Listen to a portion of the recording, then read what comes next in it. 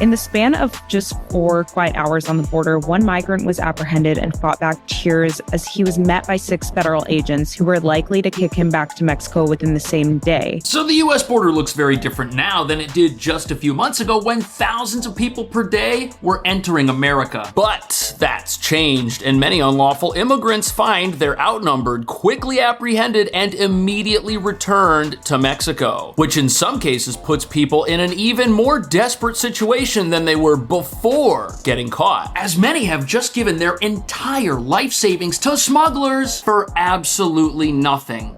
This is exclusive new video that shows migrants in Illinois leading police on a dangerous high-speed chase. That is a cornfield. Well, new Border Patrol data now revealing that migrant encounters have dropped dramatically since Trump took office. Now, despite the overall drop in numbers, smugglers are still finding ways to bring migrants in illegally. Pues soy triste. Que no crucé. No pienso volver a salir de mi país porque quedé de verdad traumatizado con todo lo que pasé. In an interview with our partner Telemundo, Kevin Rodriguez says he was detained in Guantanamo for 14 days.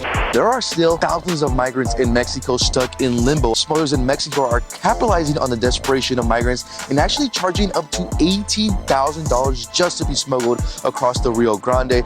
Some of these illegal aliens, they spend all their money, all their savings, all their resources. I remember being down here nearly a year ago and seeing people desperate to get into the US to get caught and then released. That's all over under this administration. There are now so many troops at the border, it's turning into a ghost town. But just a few months ago, nobody running our country would even admit we had the resources to do something like this and shut down the border in the first place. And for years, everyone said we had the most secure border in history, and that restricting it further was not just impossible, but possibly inhumane, as closing it would just mean desperate people with nowhere to go would wait indefinitely in the middle of the Mexican desert, which hasn't happened. In fact, many unlawful residents already inside America are voluntarily deporting themselves if they don't think their asylum applications will get approved. And all of this has created a situation at the border that just makes ICE's job easier, requiring less resources, not more. Because if the place is a ghost town, when someone does decide to cross, a rapid response can immediately take place. And by quickly arresting those who illegally enter the country and turning them back, a message is being sent to the entire world that America's front door is no longer unlocked. But that brings us to the real reason this border crackdown had to start as quickly and rapidly as it has. Over the last 4 years, the country has seen record illegal immigration. And closing the border is just the first step in getting the dangerous gang members and criminals out of our country for good. A process that could take a long time, as millions of people have recently entered America. And as we're learning, not everyone has come here with good intentions, with some of the world's most dangerous criminals and gang members doing whatever they can to hide in plain sight. Well, this was one of the largest operations we have seen yet. Around 90 illegal migrants were arrested. Border Czar Tom Homan joined that operation. He tells me it was phase 1 of a larger criminal investigation. Look at that, almost 100 people arrested in just one raid. And with none of these individuals having legal permission to be in the country, this reveals a huge problem. The border can't just be shut down, it needs to be shut down while enforcement ramps up inside the United States. And as you're about to see, people who are particularly dangerous could end up in America's most controversial detention center. Now we're hearing for the first time about the conditions inside the military base turned detention center. In an interview with our partner Telemundo, Kevin Rodriguez says he was detained in Guantanamo for 14 days. Now reunited with his family in Venezuela, he recalls spending days stuck inside a 9-by-6-foot cell. Habían hasta telaraña, estaban en muy mal estado esa celda. Eso era lo que más me preocupaba, cuánto tiempo iba a estar ahí, cuánto tiempo iba a estar mi familia. Okay, so here you have a guy who was detained at Guantanamo Bay, but not in the humanitarian relief center settings, but inside one of the actual cells, something that ICE says is reserved for people who they think are dangerous or are a higher level of offender in some regard. But it looks like he doesn't have plans to come back. Obviously, being deported is probably a frightening experience, and while he says the place he was in was dirty and not cleaned, every picture we get on the news looks like this. The place looks spotless. It looks nicer than a lot of jails in places like New York, that's for sure. But regardless, sentiments like these have a lot to do with why border crossings are down in the first place. If someone's gonna be caught and there's a whole operation in place to quickly move you out of the country back to where you started, the whole idea of secretly entering America looks like a big waste of time, which is completely different than how it looked just a few months ago. The Post recently got the opportunity to ride along with Border Patrol agents in the El Paso, Texas sector, which spans both West Texas and New Mexico. In the span of just 4 quiet hours on the border, one migrant was apprehended and fought back tears as he was met by 6 burly federal agents who were likely to kick him back to Mexico within the same day. Okay, so this guy did what a lot of people do. He paid smugglers to help get into the country, but he was immediately caught and he's being immediately turned back. And he says that it cost him $7,000. That's a lot of money to throw down the drain, that's for sure. That could bankrupt somebody. And with the border now on total lockdown, with there being more agents there than there are people trying to get across, the idea of illegal immigration is now a bad one. Not only because it's an immediate waste of time and money, but also because if you enter the country illegally, you can no longer apply for asylum. And thus there is no more asylum crisis. It was his second attempt crossing the border, which just cost him $7,000 in smuggling fees to the coyotes or cartel operatives who helped him make entry. So he spent over 10 grand trying to get into the country and it hasn't worked out. Some of these illegal aliens, they spend all their money, all their savings, all their resources to make this illegal entry into the United States.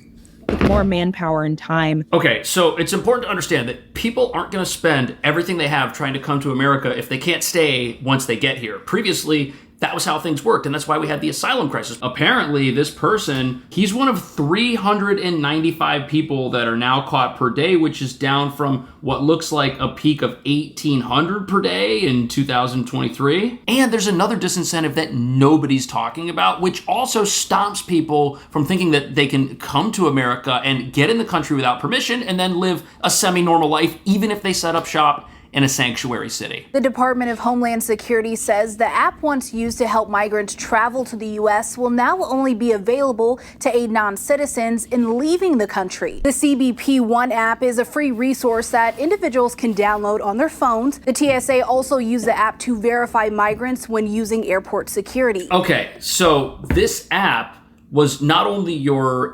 immigration documentation after you get apprehended at the border, what it also ended up being was your ID to get on a plane. But there's a huge problem with that, because look at this. Apparently, when some people enter the United States and get apprehended, they don't bring their ID, they discard it, and border officials have to take them at their word. If they say that their name is John Smith, then that's what name goes into that paperwork, which then gets shown to the TSA and is someone's ID. And aside from the fact that this is a major security risk, letting people who have been unidentified on airplanes, this also means that people who might be living in a sanctuary city, like let's say New York, and might have been using this app to travel around the country, now they can't do that. Now they have to stay in one location until their asylum case finishes. And with all of these disincentives combined, the rapid deportation process, the impossibility of crossing a border that is staffed with armed troops, and now the inability to come here and kind of travel around the country however you'd wish, all of that together means people just aren't interested in coming here anymore. Look, it's empty. The smugglers trying to move people who are trying to get away from Border Patrol by going through these peaks and valleys of this mountainous area. Right here you can see there's actually a sensor. This is an artificial intelligence sensor that is used by Border Patrol to detect any of those runners so that they can alert agents. What a total 180. That's crazy. Look at that. Just people coming right up to the fence, Border Patrol overwhelmed. And tackled troops on their way. And you know why it's empty right now? It's because the people that might have done that a year ago now know that things will play out very differently. They won't get to stampede the border and then be released into America, which many of these folks were. In fact, some of the folks that were part of that stampede, what they had happen to them was their charges were dismissed. So they didn't suffer any consequences for hurting other people or tearing down border barriers. But if you try something like that today, you're gonna get sent maybe to Guantanamo if the Trump administration thinks that you're dangerous, or you'll just be immediately turned back around and any money you spent is gone. And the main contributor to this was this Remain in Mexico policy, which was implemented in January of 2019, but was then canceled. What this policy said was that you can seek asylum, but you have to remain in the country that you're seeking it from. You can't enter America and then file an asylum claim and then wait here to see how that plays out. That's why we had the asylum crisis, because asylum seekers were now allowed to wait in America and come to cities like New York that give away free shelter beds and just wait until their case is either successful or unsuccessful. And since there's no enforcement on basic immigration law, many people were staying here after they were already told, hey, you didn't qualify for asylum, you have to leave the country. People were just staying. But smuggling people into America, that's big business. These cartels, these gangsters, these smugglers, coyotes as they're called, they're making a lot of money bringing people across. And they're still telling their customers, hey, we can get you in, but they are saying it's going to cost a little more because security is now tighter. There are still thousands of migrants in Mexico stuck in limbo after President Trump did end that CBP-1 program. Now, smugglers in Mexico are capitalizing on the desperation of migrants and actually charging up to $18,000 just to be smuggled across the Rio Grande. $18,000. And since the people who get smuggled in aren't around to immediately dissuade others and say, hey, it didn't work for me, I got caught, these guys still have unlimited customers. They're scamming these people. And look at this. The gentleman that was in that New York Post story, it says that it was his second time crossing the border. So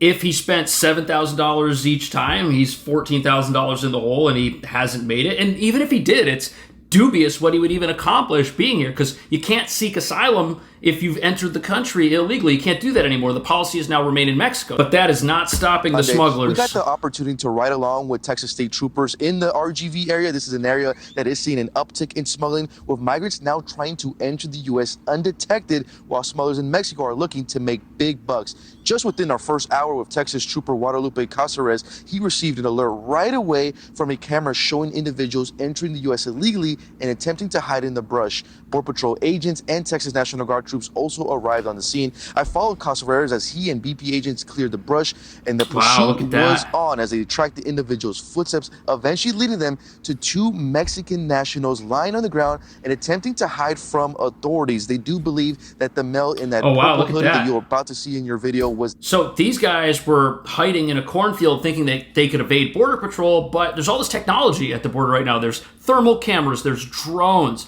there are eyes in the sky, and look at this place. It's very flat. There's not a lot of areas to hide. It's not like a place where you've got caves and ravines. No, it's flat. They're catching people quickly. And with the borders are saying that anyone who gets caught entering the country illegally now will face a 10-year ban and can't come back, a lot of people are just deciding that, hey, this is not worth it. I'm not going to try to come in because then I may never get in. But these smugglers, they're still promising people that they can get them in. And they're not telling people that their legal pathways expire the second they break the law to come here. And now they're changing their tactics to try and get people through in ways that they did not attempt in the past. We got to see that firsthand. What was interesting is that under the Biden administration, smugglers would actually purposely move those migrant groups in areas that were heavily patrolled by Border Patrol agents. This would then overwhelm agents on the American side, drawing all those resources to focus on the migrants. Now, we're also noticing that smugglers are now moving in smaller groups, but now in areas that are less patrolled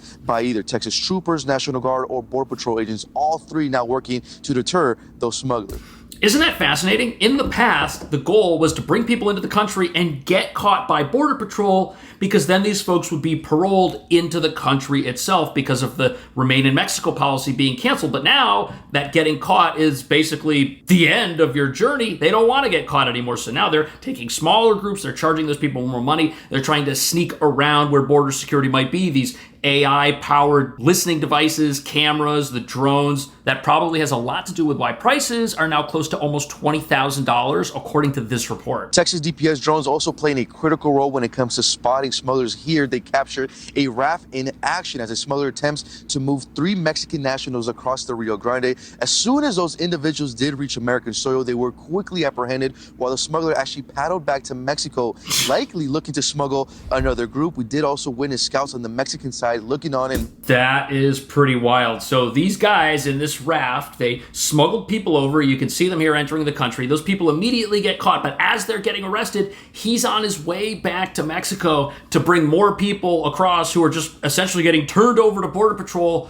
who says they're gonna then have them back in Mexico within hours. That's insane. And I don't think people understand that once they come here, there is absolutely nothing that they're gonna accomplish unless it is their goal to be here as a criminal. And that creates a very dangerous situation because people who do come here, they've got to come to a place like New York where they can get a fake ID or a copy of somebody else's ID, which they can pay for, and then work legally, illegally at a local business, tricking them into hiring them, or just work at a business that hires people who are here unlawfully and exploits them, underpays them. There is no room to come here and be otherwise law-abiding. People now have to fully subject themselves to the criminal underworld, and it's wrong for a country to have a system in place that empowers criminals. That just puts the law-abiding general public at risk. What do you think about that? Are all of these disincentives at the border and in sanctuary cities a good thing? Is that going to keep America, the general public, and law-abiding immigrants safe? Or is this what the activists are telling us? Is this the first step to some sort of mass roundup against people who may not speak English at home? Something activists are telling people out there, trying to stir up fear. Let me know.